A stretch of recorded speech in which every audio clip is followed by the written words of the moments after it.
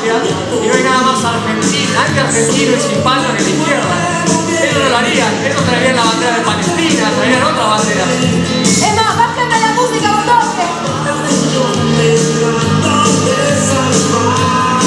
Es más, ustedes vieron que la izquierda nos dice antipatrias a nosotros, pero no hay nada más antipatria que un diputado que se dice argentino y un voto, o no, que jura por la bandera de Palestina. Bueno, hoy escuchamos gente hablando de patria, de familia, de valores, de cosas que realmente la izquierda detesta a la familia. Y ahora, nuestro próximo orador es una persona que reivindica la familia, la patria, la tradición, lo que está bien en el mundo. Y además me dice muy amigo de Verástegui, creo. Dicen por ahí. El facho más facho. El giga facho. El que más lágrimas de Cuca junta del universo. La ultraderecha de Argentina. Y del mundo, Nicolás Márquez.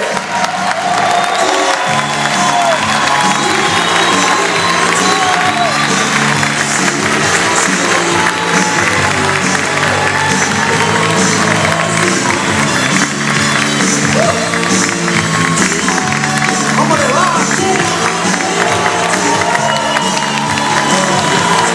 Muchas gracias por toda la paciencia, por estar todo el día acá adentro.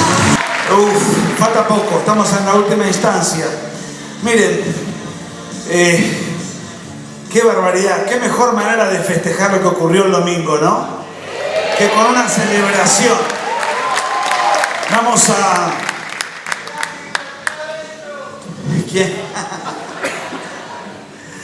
Corría el año 42 y en la gloriosa época conservadora éramos la sexta potencia mundial y Colin Clark, premio Nobel, vaticinaba que Argentina iba a disputar la supremacía con Estados Unidos. Lo que no previó es un golpe de Estado de inspiración nazi-fascista que dio origen al tirano Juan Perón. Pero eso, más allá del episodio histórico, lo importante para mí es que Perón y el peronismo generó un cambio de época, un cambio de mentalidad. Perón, de hecho, es el único personaje que yo reconozco en la historia que después de 50 años de muerto sigue concentrando millones de peronistas. No pasó con Sarmiento, no pasó con Rosa, no pasó con Pellegrini, no pasó con Roca, no pasó con Irigoyen. 50 años después seguimos padeciendo a millones de peronistas. Cambió una mentalidad que lo trascendió a él en vida, pero cambió una mentalidad que trascendió al partido político peronista, porque el peronismo, en sus diferentes versiones, existe oficialmente en el partido que él creó, pero luego existió en el resto de los partidos de la comunidad, sean gobiernos civiles o gobiernos militares. Todos gobernaron mal, porque efectivamente, de una manera u otra, matices al margen, conservaron la misma matriz. Y los militares que hoy están injustamente encarcelados, no están encarcelados porque se gobernó mal, porque gobernaron mal. Están encarcelados por los que hicieron bien, haberle ganado la guerra al terrorismo marxista.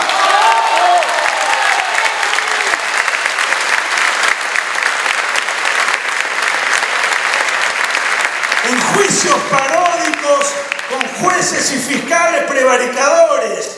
Y ya que los ñoños republicanos son tan cuidadosos de las formas, la institucionalidad y la constitución, sería bueno que Martín Lustó, cuyo padre fue un secretario de Estado durante el gobierno de Videla, con los 310 radicales que gobernaron durante el gobierno de Videla, pidan y clamen a la justicia que juzgue con la ley en la mano y no con la ideología. Lo mismo le cabe al fallido candidato Paulón, que en mi ciudad gobernó el socialismo en ese mismo periodo, o a las 192 intendencias que hubo durante el gobierno militar en manos del peronismo. Se hacen todos los idiotas, pero cuando el país estaba prendido fuego, todos, sin excepción alguna, incluido el Partido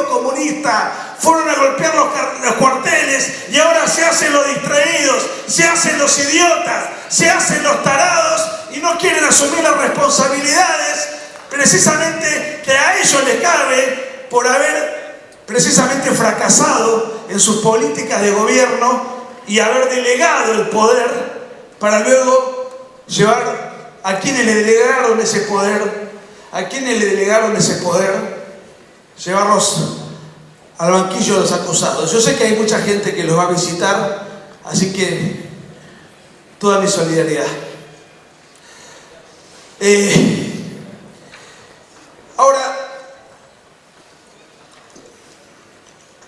me interesaba hablar de Perón porque durante 80 años la Argentina tenía una mentalidad. Se cambió una mentalidad. El peronismo cambió una mentalidad. Cambió la mentalidad del trabajo y del esfuerzo por la mentalidad de la demanda. Antes, la cultura del esfuerzo era una cuestión donde venían y bajaban de los barcos a sabiendas de que había que hacer un esfuerzo para obtener un objetivo. Y el peronismo cambió esa cultura por la cultura de la demanda, por la cultura del Estado paternalista que me tiene que solucionar absolutamente todo. Entonces, eso forjó una pereza sociológica y la idolatría del Estado, que no es ni más ni menos que un conjunto gigantesco de burócratas que viven a expensas de lo que queda de la propiedad privada y de los sectores productivos. Y entonces, dentro de ese contexto, me interesaba, estoy buscando el PowerPoint, que está...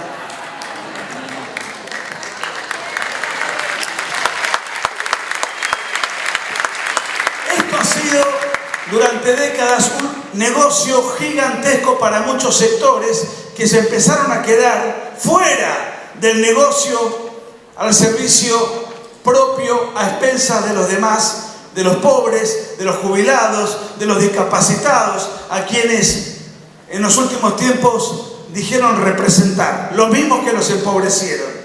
Y estuvimos padeciendo un acoso coordinado en donde el periodismo que se quedó sin pauta, los empresarios que se quedaron sin contubernio con licitaciones turbias con el Estado y sus amigos del gobierno, en donde el Congreso dejó de ayudar para generar un acoso brutal y poner en riesgo el equilibrio fiscal en aras de propósitos caritativos para ayudar a los sectores que ellos siempre empobrecieron. Y los gobernadores dialoguistas armaron un partido para aislar al gobierno y todo confluyó de manera concomitante para que el país volara por el aire. Y en 2 años un presidente que con 30 y pico de diputados y 7 senadores no pudiese aguantar semejante aluvión, donde además se generaron innumerables marchas para dar la falsa sensación de disconformidad popular y social. Las marchas LGBT, las marchas de los ancianos, las marchas por el Garrahan, las marchas de los universitarios, que además son todas iguales. Marchan los trotskistas con la bandera de Palestina al lado de la marcha, al lado de los homosexuales, con la bandera gay, en donde precisamente en Palestina los gays los asesinan. Marchan las madres de los guerrilleros al lado de los gordos de la CGT, que son los herederos de la AAA que mataban a los guerrilleros. Era un verdadero tren fantasma. El asunto era acumular, era sumar, era dar una falsa sensación de malestar popular, era dar una falsa sensación de disconformidad. El acoso fue coordinado, fue planteado. El objetivo era el helicóptero. El objetivo era el helicóptero. ¿Y saben qué frenó el helicóptero? ¿Saben quién salvó la desestabilización y la intentona golpista? El pueblo, la inmensa mayoría del pueblo. Eso es lo que ocurrió el domingo. A todos estos parásitos, le dimos su merecido. Le dimos su merecido.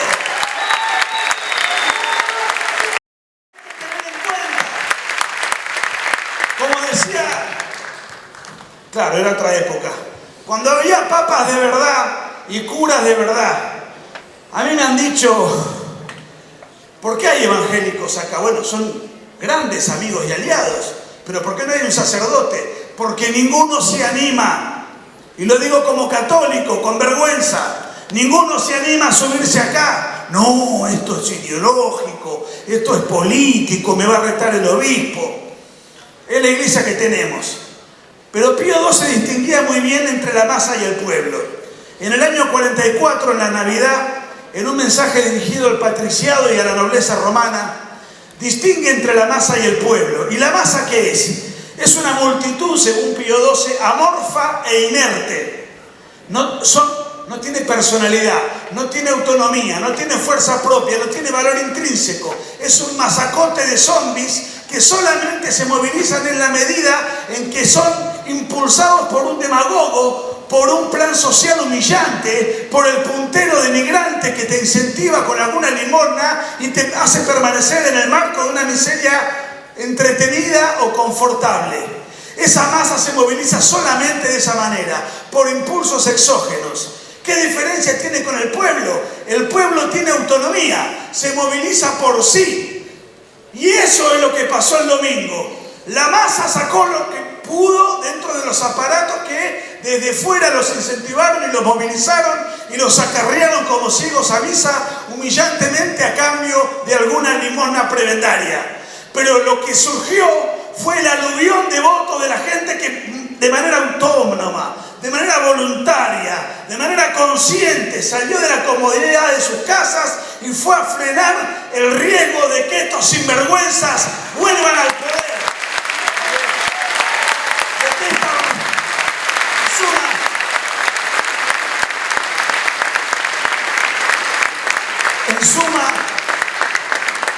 En suma, el pueblo le ganó a la masa.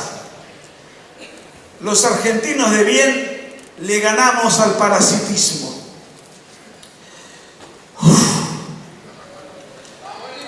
Vamos.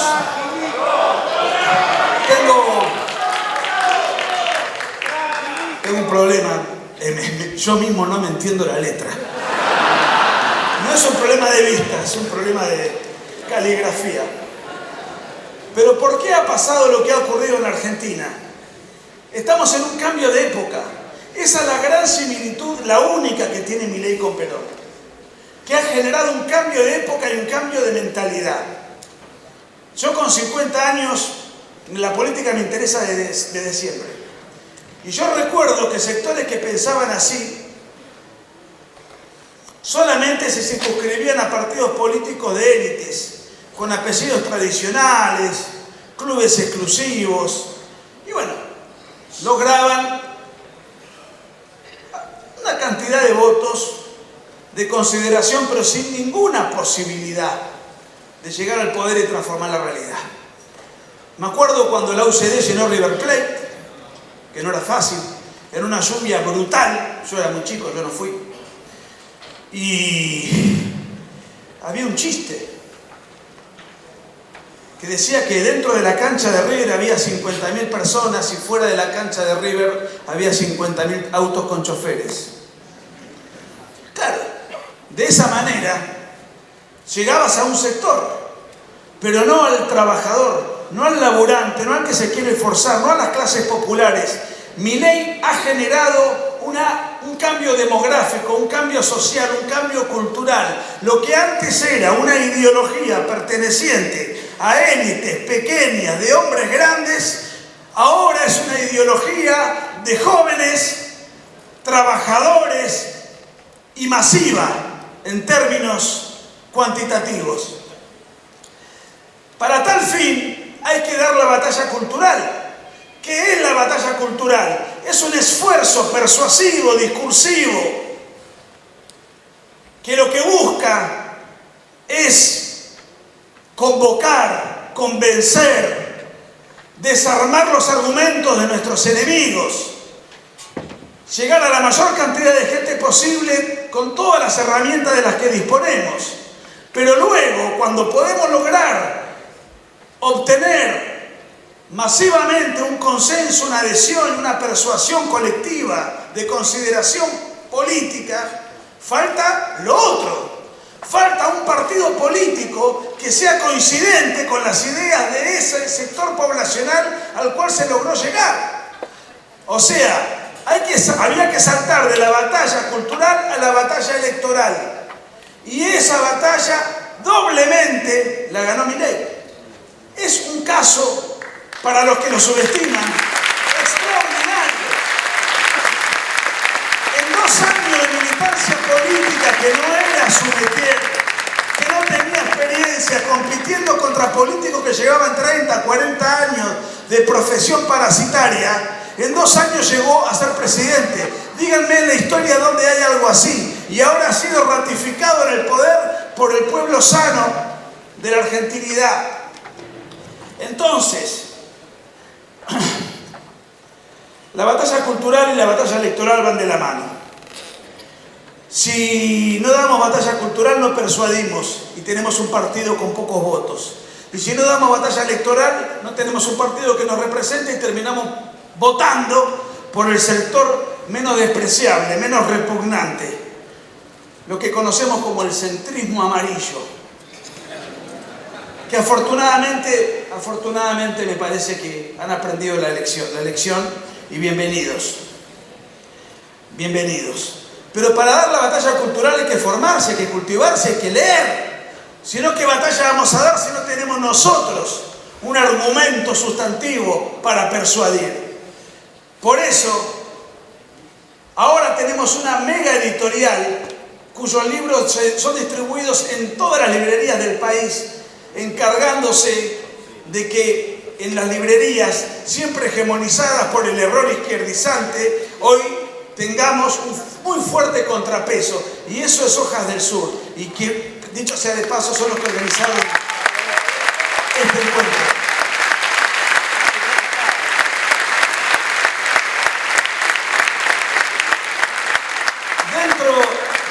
Dentro de los muchos libros que hay para comprar, yo les pido enfáticamente, primero compren los míos. Porque todo lo recaudado, y esto no es broma, hay un escribano público, todo lo recaudado va a ser donado a la Fundación Haga Feliz a Márquez.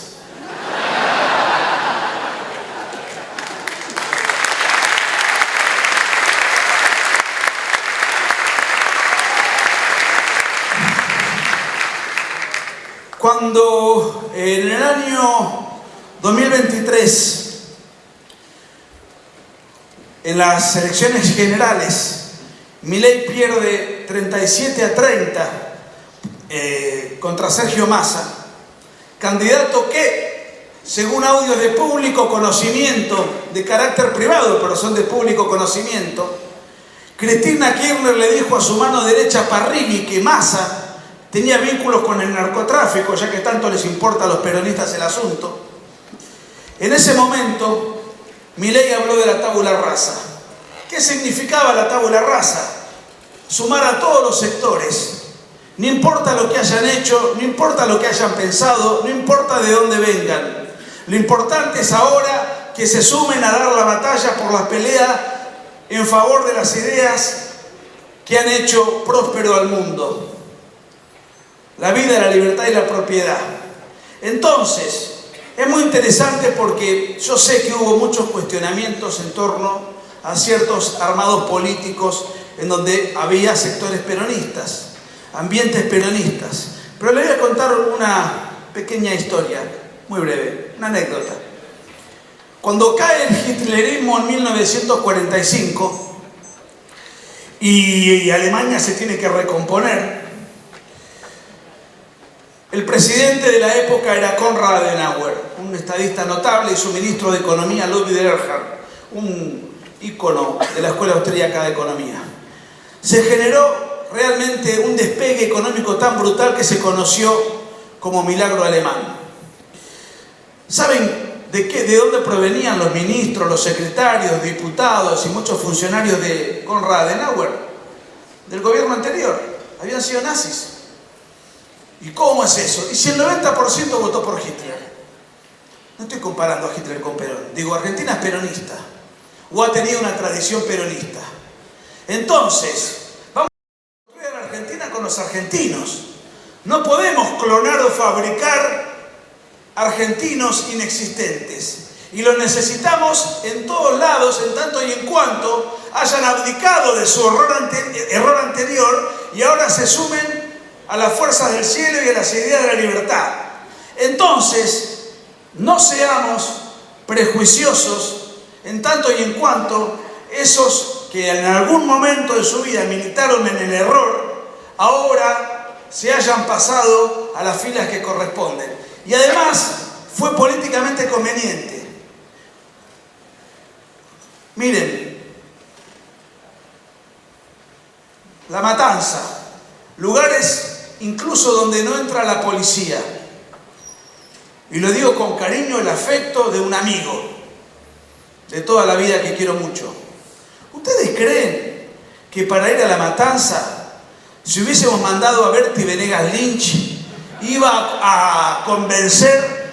los iba a convencer de las ideas de Rothbard o de su padre o de otros íconos? No, necesitábamos gente para dar pelea en el terreno donde hay usos, costumbres, hábitos, problemas, donde se conozca las necesidades elementales, quiénes venden droga, qué rol cumple ahí la policía, qué rol cumplen los punteros, quién financia esto, quién financia lo otro, cuáles son, etcétera. Entonces necesitábamos dar la batalla con quienes conocieran efectivamente esa idiosincrasia, ese territorio, esa mentalidad que viene de antaño. ¿Con quién íbamos entonces a competir? ¿A quién íbamos a persuadir? ¿Con un militante que juega al golf en el Jockey Club, que me parece fantástico? ¿Le íbamos a mandar a Ciudad Evita a juntar votos? Pero por favor, lo digo, yo mismo no podría haber convencido a nadie, absolutamente a nadie. Entonces, ¿qué necesitábamos? Necesitábamos de gente que conozca el terreno, aún proveniendo de otros sectores, a condición de que ahora sí sean leales al proyecto y abdiquen de las ideas que empobrecieron y arruinaron la Argentina. Entonces,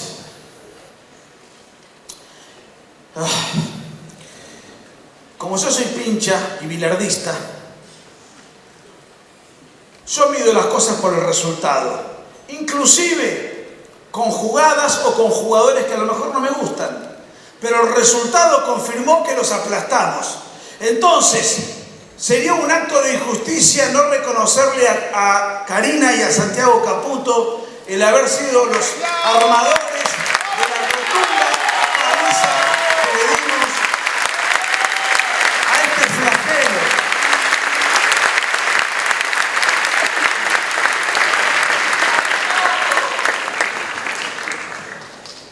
Con todas las impurezas que puede llegar a haber en la política práctica en un país tan complicado como la Argentina, en un gobierno que no tiene un intendente o que tiene algunos que venían ya de administraciones de otro signo y que no tiene una sola provincia. ¿Con quién íbamos a dar esa batalla?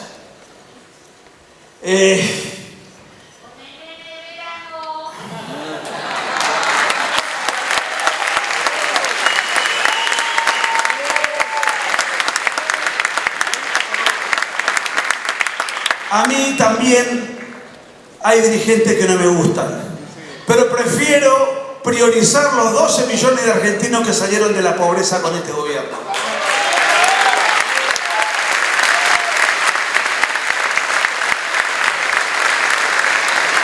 Algunos dicen, esto no defiende la libertad, este espacio no defiende la libertad. Es verticalista, la libertad avanza. Yo no estoy ni afiliado, Vamos a ver, acá hay una confusión enorme. Un partido es una organización de voluntades a los cuales uno se afilia y milita voluntariamente, valga la redundancia. Y si no está de acuerdo, no le gusta, se arma un ateneo de purismo y tiene toda la libertad de tener su tanque de pensamiento y discutir el sexo de los ángeles. Ahora, en el ejercicio, eso es una organización privada, un partido político. En el ejercicio del poder político del gobernante, de Milei como jefe de Estado, nunca hubo tanta libertad dentro de las limitaciones que él tiene y del desastre que ha sido heredado, que hasta la prensa que le insulta sin mesura porque se quedó sin la pauta del dinero que le sacamos a los pobres para mantener a estos operadores, nunca hubo tanta libertad para decir las cosas que uno quiere, que uno siente, libertad sexual, libertad religiosa, libertad política, libertad ideológica, nunca la hubo y nadie es sancionado por ello. Como dijo Valerini, no tenemos INADI, no tenemos persecución judicial, a pesar de que tenemos a los jueces heredados de los gobiernos anteriores. Hay una confusión enorme entre el manejo de un partido político que tiene sus propias normas y el que le gusta milita y el que no lo haga, de cómo es Milei respecto de su rol como jefe de Estado. Dicho esto, se lo critica mucho a Milei por actitudes que tiene, por políticas que lleva adelante y que son las que prometió. O sea, se le critica por hacer cosas que prometió en campaña. Entonces, si hay alguien que no está de acuerdo y tiene un cargo público y está en desacuerdo en que Milei cumpla lo que prometió en campaña, que renuncie a su cargo. Pero para renunciar a un cargo político, con todos los beneficios que eso conlleva, hay que tener dignidad. Y no todo el mundo tiene dignidad. ¿No es así, Victoria Villarruel?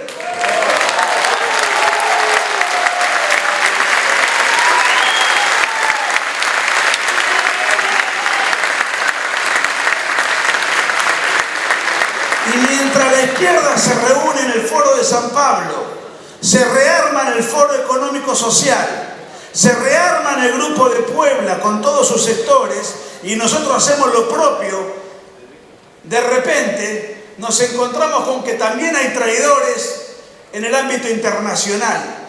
La CIPAC mexicana es un lamentable ejemplo de un país tan querido por mí, que tantas veces he visitado y que tan bien me han tratado. Pero ¿saben quién fundó la CIPAC? En el año 74, ese enorme presidente norteamericano que fue Ronald Reagan. Entonces, ¿no les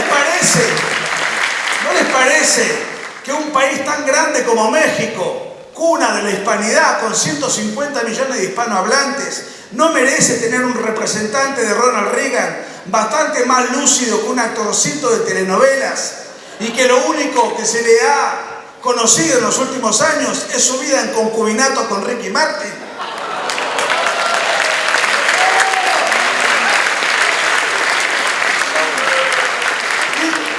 Ningún prejuicio. Cada uno puede hacer de su vida lo que quiera, pero para tener determinados cargos y determinadas responsabilidades hay que tener pergaminos, reputación, sea académica, política, personal, etc. Lo digo esto porque acaba de ser suspendida la CIPAC después de los notorios papelones y exabruptos que hizo el ex galán Eduardo Verástegui.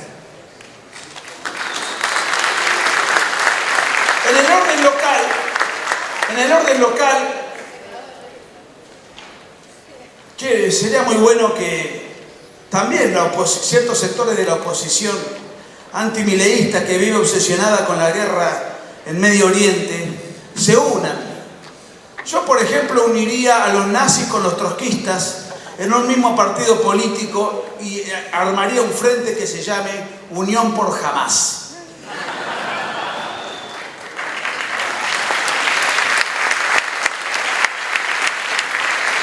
Ahí tienen puntos de contacto, tienen puntos en común.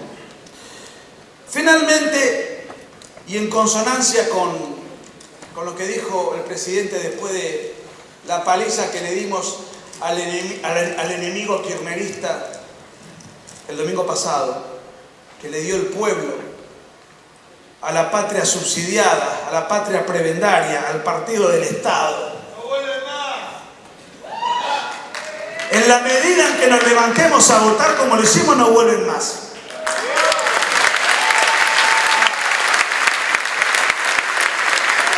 Pero Milei, que salir vociferante con el estilo que todos le conocemos, de un discurso de aplauso, de estadista superador. Llamó al diálogo, a la concordia con los diputados de otros sectores, con los senadores de otros sectores, con gobernadores razonables, para poder, en los 2 años que queda de este primer gobierno suyo, completar las reformas. Y para tal fin, eventos como estos sirven para que nosotros forjemos, celebremos, nos conozcamos, nos abracemos, compremos libros, nos tomemos un refrigerio, compartamos un momento, nos saquemos fotos, hagamos una gran celebración de lo que ocurrió. Pero tengamos en cuenta que la Argentina la tenemos que sacar entre todos los sectores razonables del país. Por eso fue un gran discurso. Como decía San Agustín, en lo esencial unidad y en lo demás libertad.